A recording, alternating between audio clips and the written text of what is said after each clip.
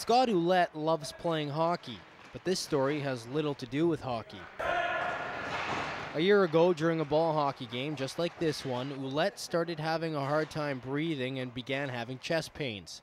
Not thinking much of it, the 28-year-old went home.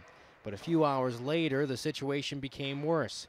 Before his fiancée Amy could drive him to the Red Deer Hospital, Ouellette collapsed. An ambulance came and transported him to the hospital. When Ouellette arrived, he received a major surprise. I asked if I was going to be okay, and the doctor told me no, I had a heart attack. I was going to Calgary. I was devastated to hear it. I didn't know how to process any of that information. Doctors weren't sure if Ouellette would survive the trip to the Foothills Hospital. He did, but immediately afterwards, there were several close calls. After the first day, I went into cardiac arrest in the morning, and they took me to the operating room and put the ventricular assist device in.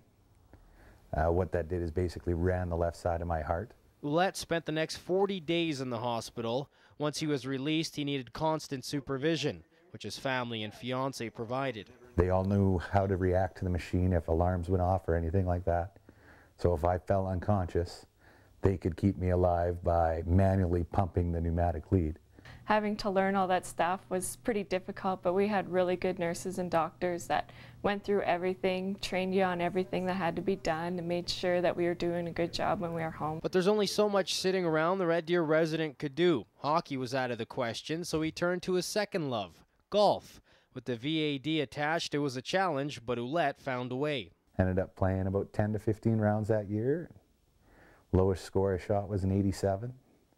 Which a lot of people don't even do in a lifetime, never mind living on a machine. After the heart attack, doctors told Ouellette he would need a heart transplant, but when that would happen was anyone's guess. Well, it happened on August 15th.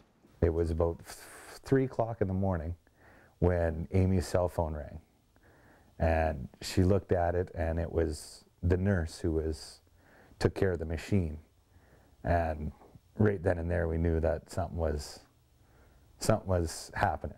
It was a scary situation, having to watch him go through it again. Just the things that were going through my mind the first time he had surgery were going through it again, you know. He was transported to the U of A hospital. A 13-hour operation followed.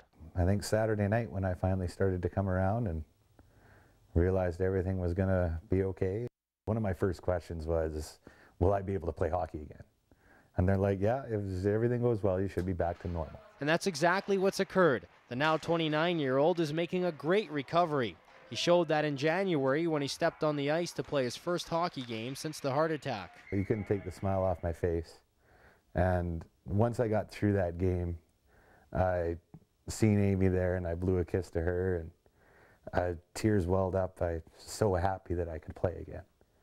Back to playing the game he loves and back to living a normal life, Ouellette can't be happier and can't be any more thankful to the donor he doesn't know.